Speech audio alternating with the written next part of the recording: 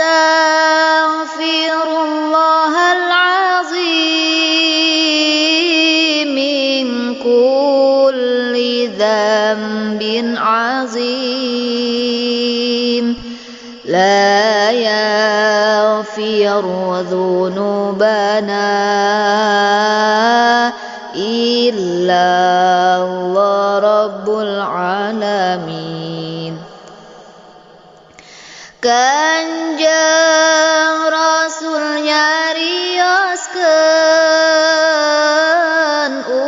umat kami dikumpulkeun di mahsyar teh dijajarkeun di 12 bariskeun barisan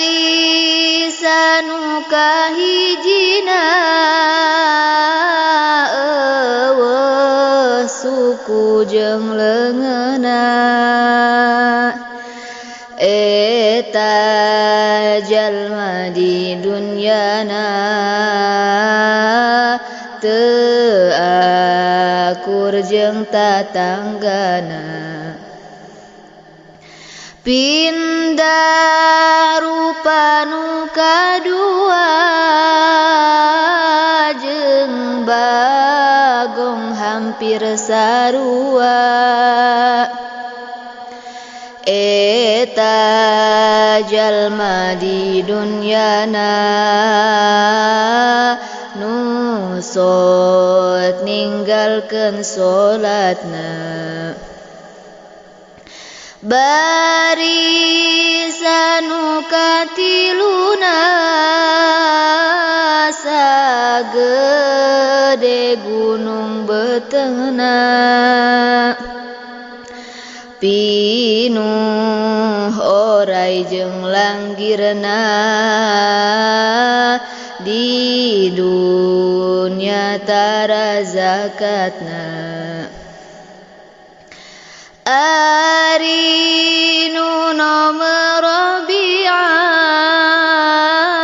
jalma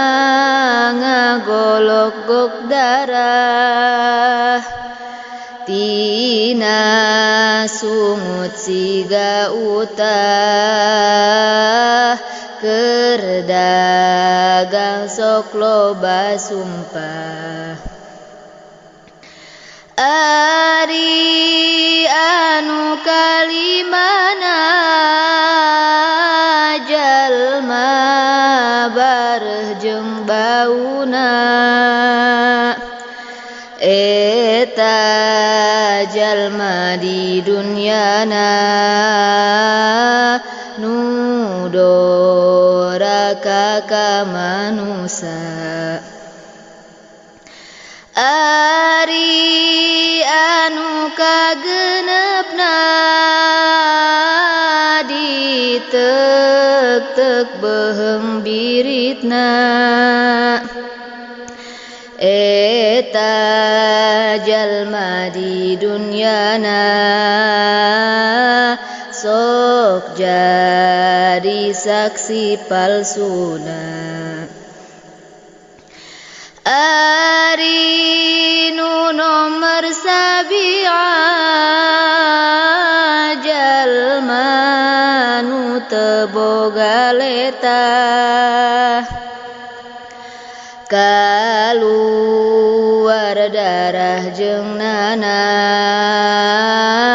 nu sok nyumputkeun syahadah ari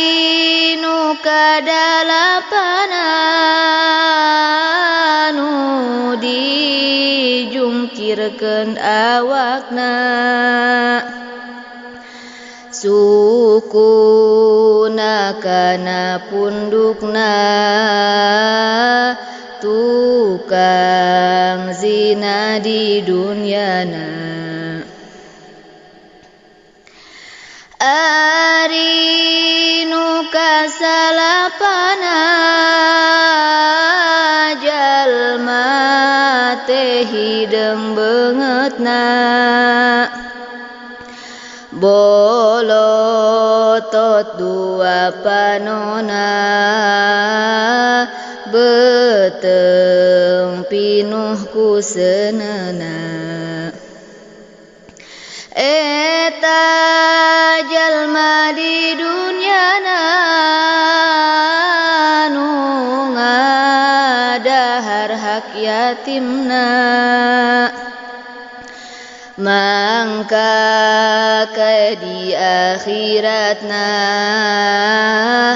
neraka pi tempatna ari nu kasapuluna borok budugna kulitna jalma nu nganyerina ka indung jeung ka bapana ari nu kasabelasna hudang ti kuburanana lolong hate jeung panona jeung gede pisan huntuna biwir nepi ka dadana leta nepi ka beteungna malah nepi ka pingpingna jeung kaluar kokotorna ari jalma anu kitu di dunya sok nginum khamru malah kalah resep ngadu kade anjeun bisi kitu ari nu kadua belasna umat Nabi nu bagjana hudang ti kuburanana bagaikan bulan purnama tuluy mentas kana sirat cepetna bagaikan kilat eta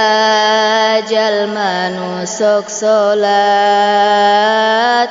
jeung loba amal sholihat